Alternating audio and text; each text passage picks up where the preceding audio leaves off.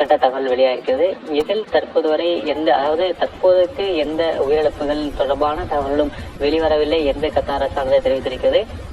அது மட்டுமல்லாது கத்தார் அரசானது உடனடியாக ஈரான் தூதரக அதிகாரிகள் வெளியேற வேண்டும் என்றும் அவர்கள் தெரிவித்திருக்கின்றனர். நேற்று இஸ்ரேல் ஈரான் மீது நடத்திய தாக்குதலில் ஈராக்குக்கு செல்ல வேண்டிய அந்த இயற்கை எரிவாயு ஆனது முற்றிலுமாக நிறுத்தப்பட்டது.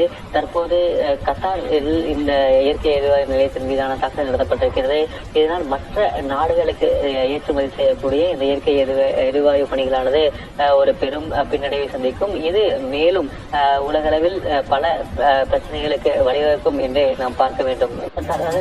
நேற்று இஸ்ரேலானது ஈரானில் அமெரிக்கா மற்றும் இஸ்ரேலின் தீவிர தாக்குதல்களில் ஈரானின் முக்கிய தலைவர்கள் கொல்லப்பட்ட போதிலும் அந்த நாடு நிலைகுலையாமல் பதில் தாக்குதல் நடத்தி வருவதற்கு அதன் ரகசிய ராணுவ வியூகமான மொசாட் டிஃபென்ஸ் முக்கிய காரணமாக கூறப்படுகிறது. இந்த வியூகத்தை 2008 காலகட்டத்தில் ஈரானிய புரட்சிகர பாதுகாப்பு படையின் அன்றைய தளபதி முகமது அலி ஜாஃப்ரி உருவாக்கினார். பல ஆண்டுகளுக்கு முன்பே உத்தரவு கொடுத்தேன்.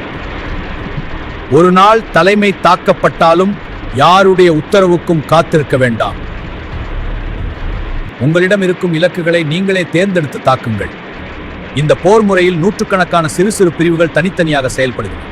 ஒவ்வொரு பிரிவும் தனது இலக்கை நோக்கி தனித்தனியாக செயல்பட்டு எதிரியை பலவீனப்படுத்துகிறது. ஒரு பிரிவு அழிந்தாலும் மற்றொரு பிரிவு தொடர்ந்து தாக்கும். ஒரு தாக்குதல் முடிந்தாலும் மற்றொரு தாக்குதல் தொடங்கும். இதனால் என்ன நடக்கும் தெரியுமா? எதிரி ஒரு பெரிய இராணுவத்தை எதிர்கொள்வதில்லை. அவர்கள் நூற்றுக்கணக்கான சிறு சிறு இராணுவங்களை எதிர்கொள்ள வேண்டியிருக்கும். தொழில்நுட்பத்தில் அமெரிக்காவும் இஸ்ரேலும் பலமாக இருக்கலாம். ஆனால் ஈரான் உருவாக்கிய இந்த போர் தந்திரம் தலை இல்லாவிட்டாலும் உடல் தானாக போராடும் ஒரு சக்தியாக இருக்கும். ஈரானின் ராணுவ அமைப்பில் ஒரு தனித்துவமான கட்டமைப்பு உள்ளது. உங்களை வழிநடத்த 6 தலைமைக்கு பிறகு ஒரு குழு உங்களை இயக்கும். அந்த குழு 5வது தலைமைக்கு பிறகுதான் அந்த குழு தலைவர் எல்லோரையும் சந்திப்பார்.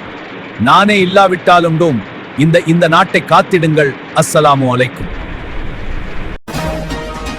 அமெரிக்கா நடத்திய ஈராக் மற்றும் ஆப்கானிஸ்தான் போர்களில் ஒரு நாட்டின் தலைமை வீழ்ந்ததும் அந்த நாடே முடங்கியதை கண்டு அதிலிருந்து பாடம் கற்ற ஈரான் தனது ராணுவத்தை 31 தன்னாட்சி மண்டலங்களாக பிரித்து அமைத்தது. ஈரானின் இந்த வியூகத்தின்படி ஒவ்வொரு மண்டலமும் ஒரு தனி குட்டி நாடு போல செயல்படும். தலைநகர் டெஹ்ரானுடன் தொடர்பு துண்டிக்கப்பட்டாலும் அந்தந்த பகுதி தளபதிகளே சுயமாக முடிவெடுத்து ஏவுகணைகளை ஏவவும் போரிடவும் முழு அதிகாரம் பெற்றுள்ளனர்.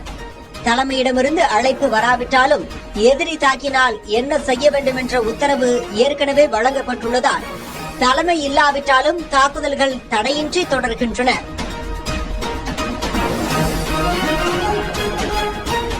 ராணுவம் மட்டுமின்றி உணவு, மருந்து மற்றும் எரிபொருள் கையிருப்பை கூட அந்தந்த மாநிலங்களை நிர்வகிக்கும் வகையில் அதிகாரம் பரவலாக்கப்பட்டுள்ளது.